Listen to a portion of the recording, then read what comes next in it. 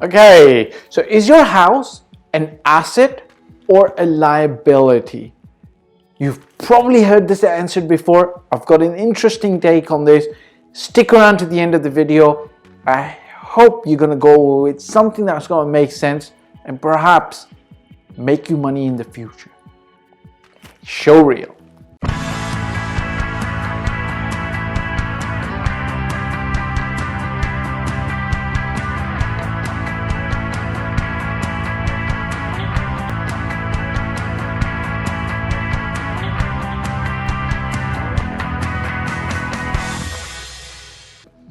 Okay, welcome back. Look, check this out. Is your house an asset or a liability? Now, there's tons and tons of videos out there, but one of my subscribers, Mr. Yasin, asked me about this, and I wanted to shed some light and give it a little bit of my perspective, because here's the thing. I call myself an expert, but in inverted commas, okay?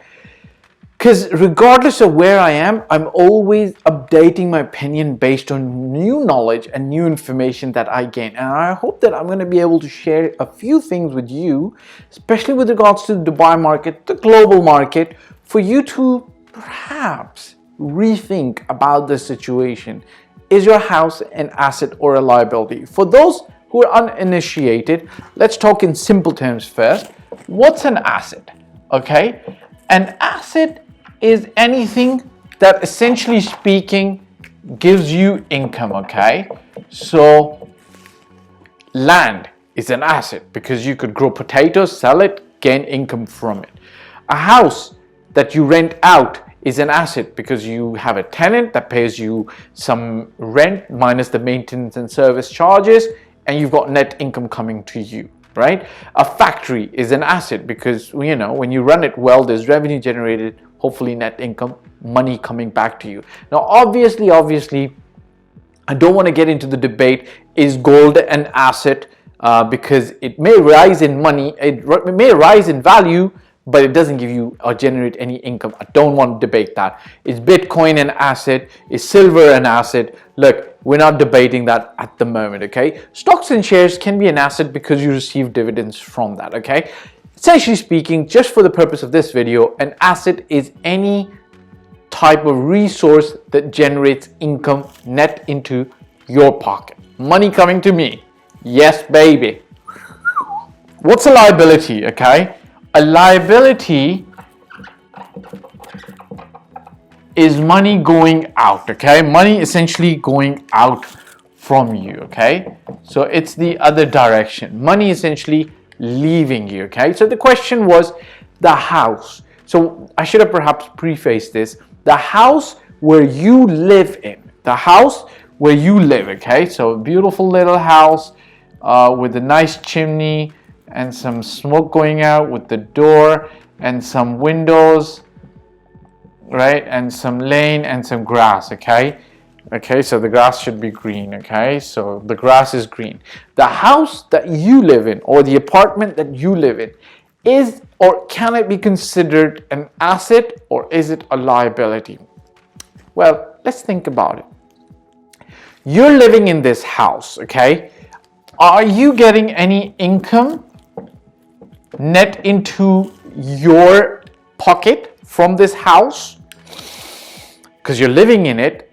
Therefore, a tenant is not paying you anything and you're not paying anything to yourself. So you're not getting any income from the house, correct? Yes, correct. Are you getting to pay or are you paying?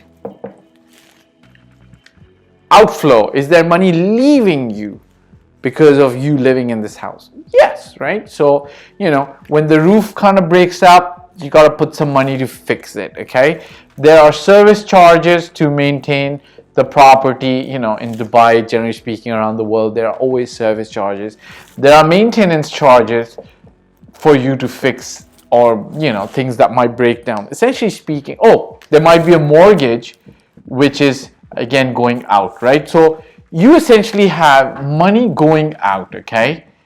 Money going out, okay? So in the strictest sense, an asset is money coming in, a liability is money going out. So a house, is this a liability or an asset. In the strictest sense, going by this definition, and I can always be corrected by anybody who wishes to correct me, technically is a liability. Technically is a liability. But I want to share two angles with you that you might not have thought about. Perhaps you've already heard about them, okay?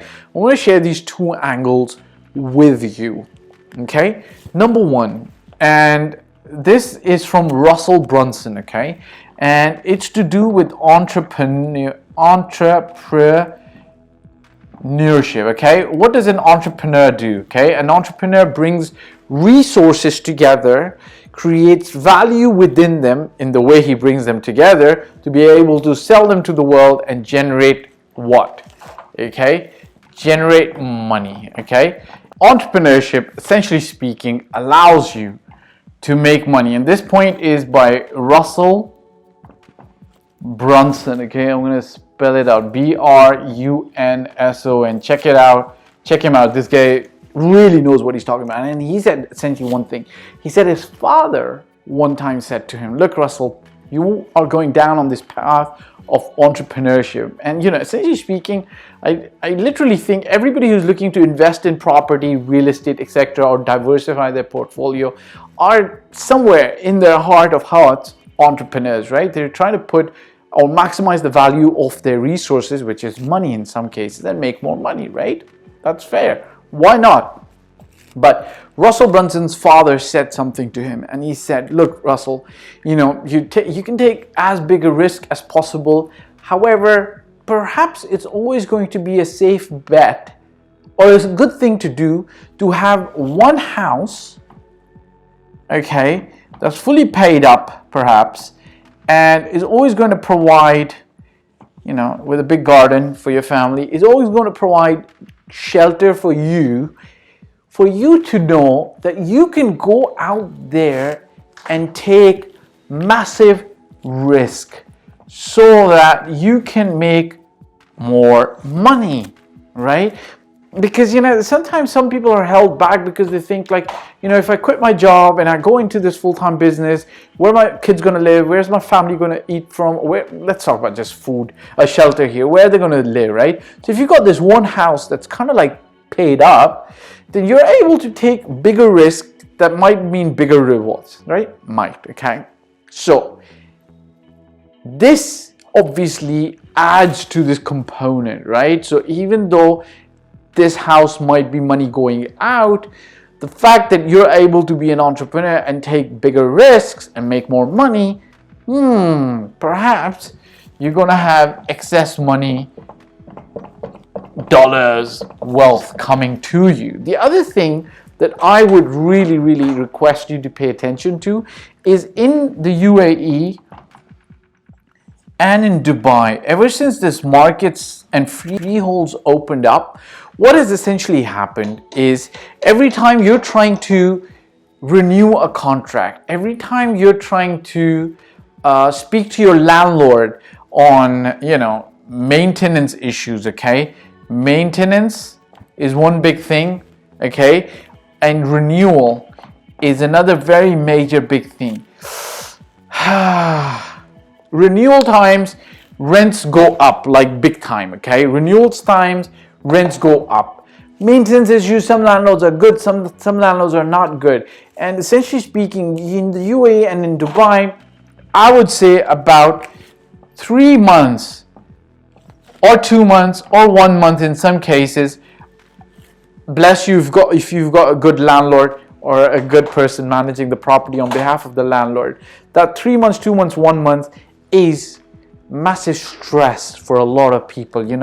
Your brain gets fried, okay? Like you lose countless amounts of money.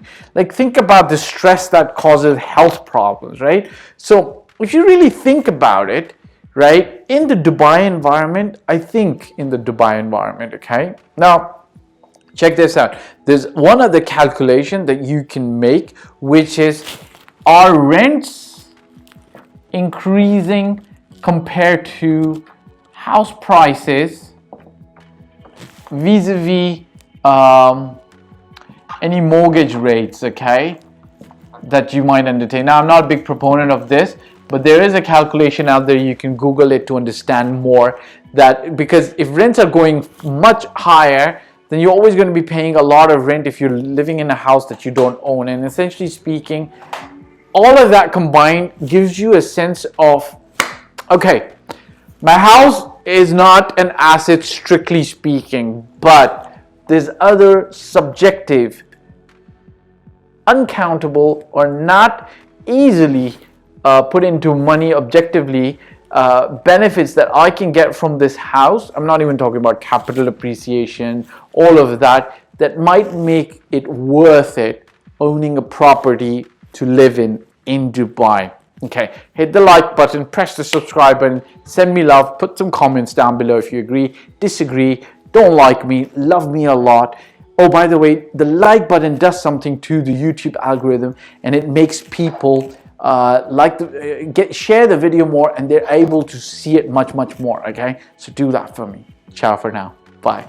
Okay guys, so thanks for watching. My name again is Fahd Dawood. I've been doing this for 14+ years.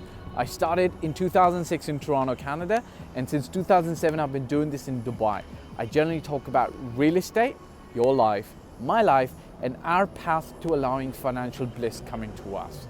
If you want to work with me, such as buy a property in Dubai, or you need general advice, you can hit me up on in the contact form below.